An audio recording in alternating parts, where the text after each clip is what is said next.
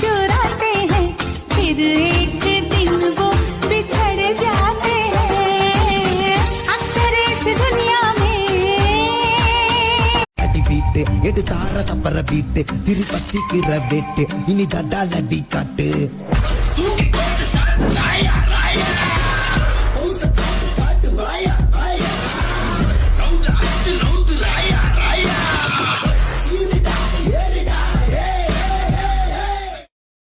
ഇറങ്ങി കളിക്കുക അല്ലയോ?